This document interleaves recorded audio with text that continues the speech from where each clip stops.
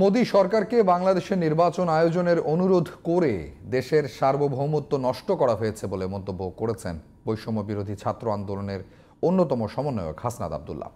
সকালে রাজধানীর শাহবাগ চত্বরে অবস্থান নিয়ে এমন মন্তব্য করেন তিনি। এ সময় সাবেক প্রধানমন্ত্রী শেখ হাসিনার বিচার সহ 4 দফা দাবি তুলে ধরেন আরেক সমন্বয়ক সার্জিস আলম। বিস্তারিত জানাচ্ছেন জান্নাতুল ফেরদৌসী। শেখ হাসিনার বিচার সহ 4 দফা দাবিতে সপ্তাহব্যাপী রেজিস্ট্যান্স উইক কর্মসূচির অংশ হিসেবে বৃহস্পতিবার সারা দেশে সর্বাত্মক অবস্থান কর্মসূচি পালন করে বৈষম্য বিরোধী ছাত্র আন্দোলন। এরই অংশ হিসেবে রাজধানীর শাহবাগে জমায়েত হয়ে স্লোগান দেন শিক্ষার্থীরা।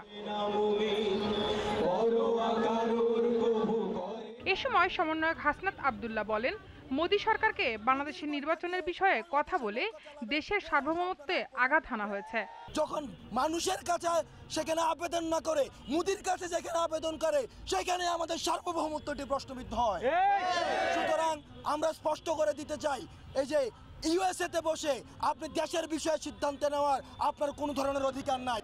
আরেক সমন্বয়ক সার্জিস আলম বলেন, কোটা আন্দোলনকে কেন্দ্র করে যে গণহত্যা হয়েছে সেসব ঘটনার আন্তর্জাতিক মানের বিচার নিশ্চিত করতে চাই। আন্তর্জাতিক অপরাধ ট্রাইব্যুনালের কাছে আমরা তাদের কাছে কেন করছি? আমরা চাই পুরো বিশ্ব দেখুক সে কত বড় একজন খুনি ছিল, কিভাবে এই দেশের মানুষকে শুধুমাত্র ক্ষমতায় বসে থাকার জন্য খুন করেছে। আওয়ামী লীগের প্রতি বিপ্লবের বিষয়ে প্রশ্নের জবাবে কড়া হুঁশিয়ারি দেন সার্জিস আলম। বলেন, প্রতি বিপ্লবের কথা ভুলেও উচ্চারণ করলে অস্তিত্ব থাকবে না।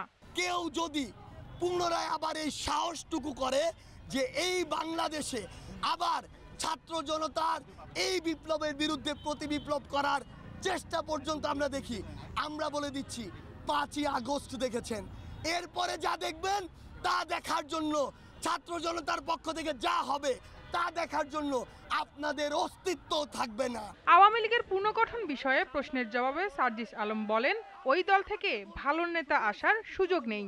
পুরো বাংলাদেশে এই ফ্যাসিস্টকে লালন করে আওয়ামী লীগ, যুবলীগ, ছাত্রলীগের প্রত্যেকটি ইউনিটে যে শয়তানরা বসেছিল, যে রক্তচোষা মানুষরা বসেছিল, তাদেরকে আমি কিভাবে নির্বাচনের জন্য আমার প্রতিনিধি হিসাবে নির্বাচনে দাঁড়ানোর জন্য এই অনুমতিটি দিই, সেটি এই বাংলাদেশে কোনোদিনও সম্ভব না।